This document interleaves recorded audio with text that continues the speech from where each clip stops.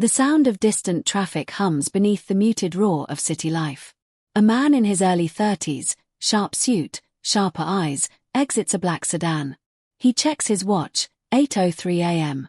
Across the street, a government building looms, glass panels reflecting the morning sun. He walks briskly, dodging passers-by, briefcase in hand. Inside, the lobby buzzes with controlled urgency. Security checkpoints. Metal detectors. A receptionist barely glances up. He flashes a badge. The guard nods him through. Elevator doors slide open. He enters alone. The doors close. Silence. 10th floor. A corridor bathed in sterile light. Offices on either side, all doors closed. At the end, a frosted glass door marked Internal Affairs. He enters. A woman in her 40s, seated, eyes fixed on a screen, looks up. Her expression hardens. "You're late," she says. "No, I'm early." "You're just impatient," he replies. She doesn't smile. Instead, she gestures toward a file on the table. He sits, opens it, scans quickly. Photos. Satellite captures. Handwritten notes. Names redacted. One phrase repeats, classified asset compromised. "We've got less than 48 hours. This came from high clearance. No paper trail.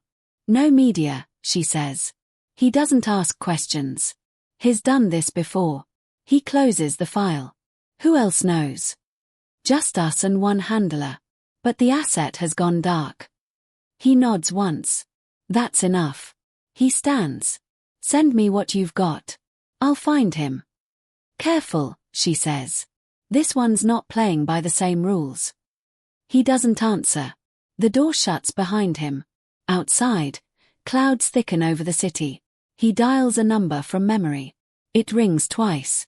"You're not supposed to call this line," a voice answers. "I need a trace on a burner. Last ping 2 hours ago, West Industrial District." A pause. Then, "Sending coordinates now.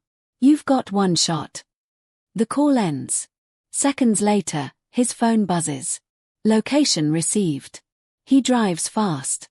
West through rusted warehouses and forgotten shipping yards.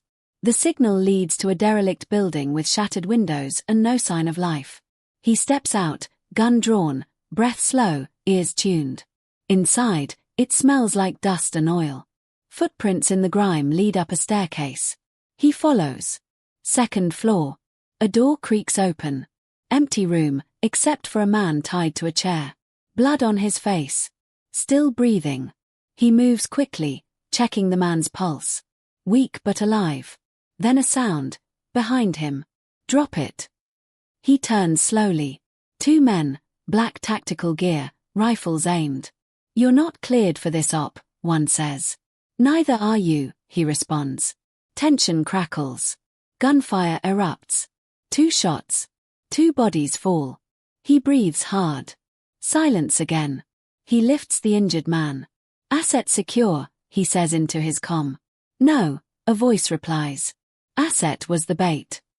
His eyes narrow. From the hallway, more footsteps. He readies his weapon.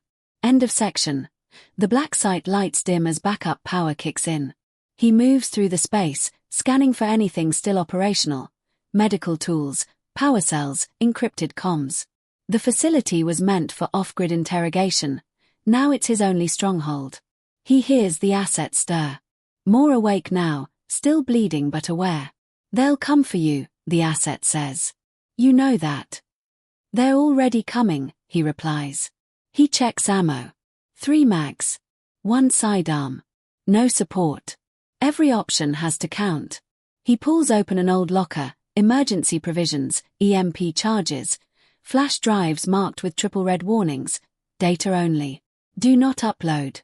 He pockets 2, sets an EMP by the door. The asset tries to sit. Fails. "Why are you helping me?" "I'm not. I'm using you," he says flatly. The man nods. "Fair." Footsteps echo above, metal on concrete. Fast. Deliberate. They've traced the last ping. No hesitation. Full sweep team, maybe more.